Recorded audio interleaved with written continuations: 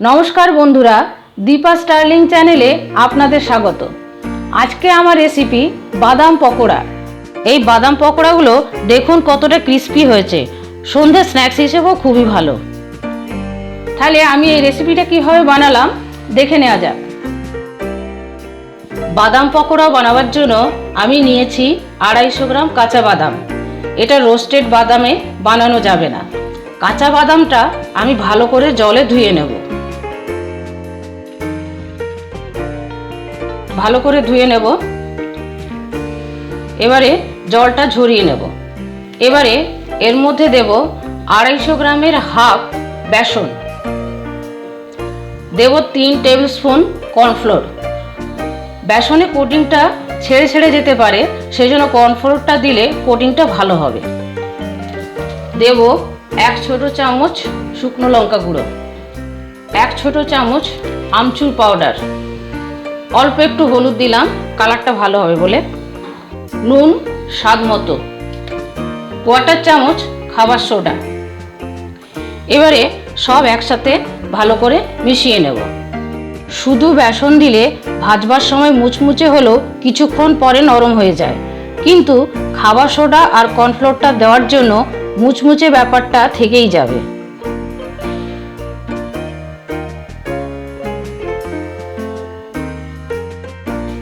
একটু জলের ছিটা দিয়ে দেব বাদামের সাথে যাতে বেসনটা মেশে। আর একটু দেব, জলটা আস্তে আস্তে দিতে হবে।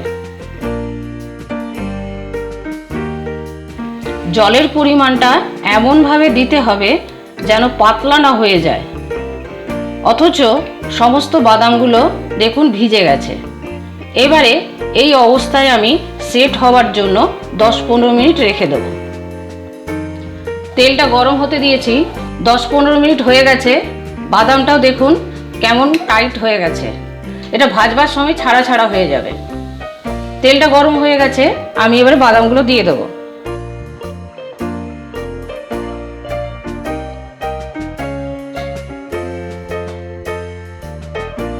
তেলের মধ্যে নাড়াচাড়া করব, বাদামগুলো এইভাবে ছেড়ে যাবে। তেলের মধ্যে বাদামগুলো নাড়তে নাড়তে সবগুলো একটা একটা হয়ে গেছে। এবারে তুলে নেব।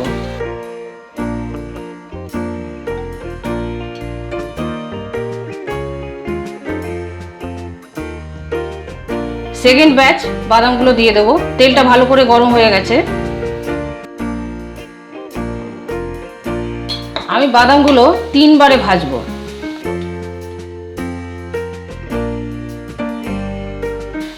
তেলটা গরম হওয়ার পর দিয়ে দিলাম। এবারে গ্যাসের ফ্লেমটা সিম করে দেব। বাদামগুলো সব একটা একটা হয়ে গেছে।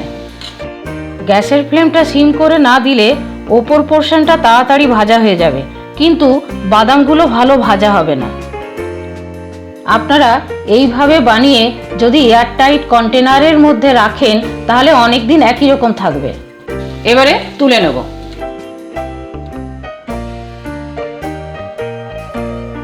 তেলটা একটু ঝরিয়ে ঝরিয়ে তুলব। সব বাদাম পকোড়াগুলো ভাজা হয়ে গেল। এবারে গরম অবস্থাতে মিশিয়ে নেব গরম মশলা গুঁড়ো, লঙ্কা গুঁড়ো আর চাট মশলা গুঁড়ো। ব্যাস হয়ে গেল বাদাম পকোড়া।